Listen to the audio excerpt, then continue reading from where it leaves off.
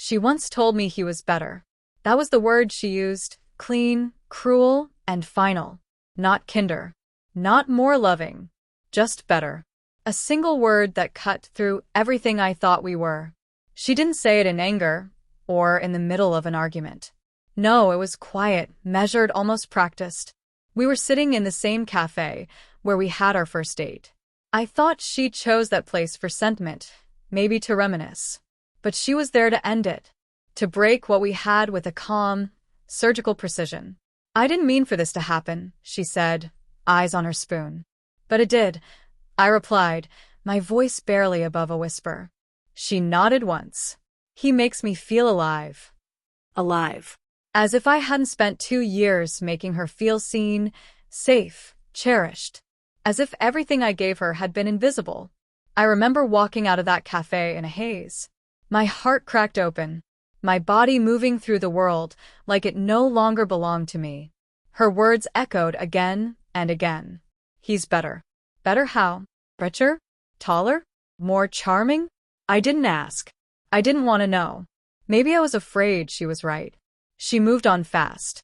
I saw the photos online, him holding her smiling in a way she never did with me.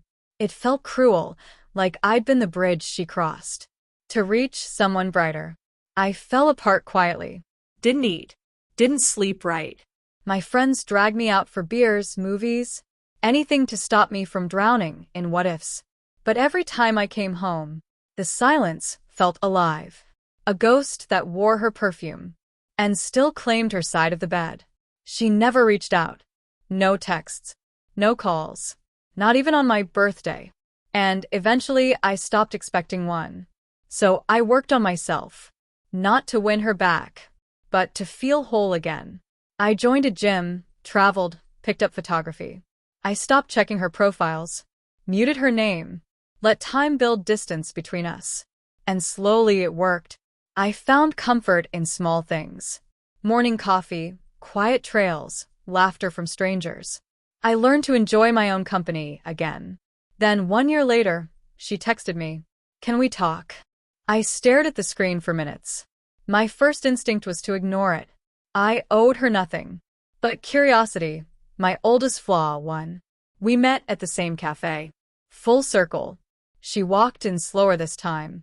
Her confidence replaced by something fragile. "Thanks for coming," she said softly. I didn't respond. "I'm not here to make excuses," she began, hands trembling around her cup. I need to say this." I waited. "I thought he was better," she said finally, her voice cracking. But he wasn't. Not even close. I didn't flinch. He made me feel excited, like everything was electric. But that feeling fades. And what's left wasn't love, it was chaos. He lied. He cheated. And by the time I realized what I gave up, you were gone. She reached for my hand. I didn't move.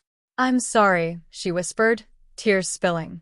"I know I don't deserve another chance. But I miss you. Every day."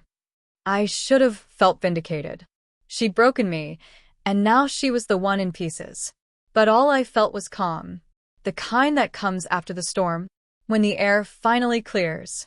"I'm not angry anymore," I said quietly. "But I'm not the same person you left." She nodded, tears streaming.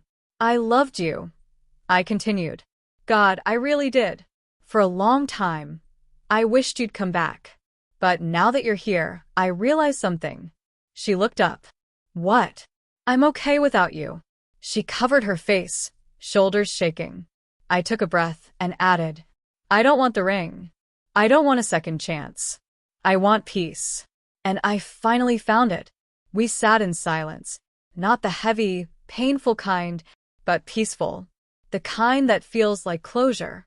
She stood, wiped her tears, and whispered, "I wish you the best." "You too," I said. She walked away, and, for the first time, I didn't look back. I finished my coffee, stepped outside, and breathed in the cool air, like tasting freedom for the first time. She once said he was better. A year later, she returned in tears. And I finally understood. Better isn't always forever.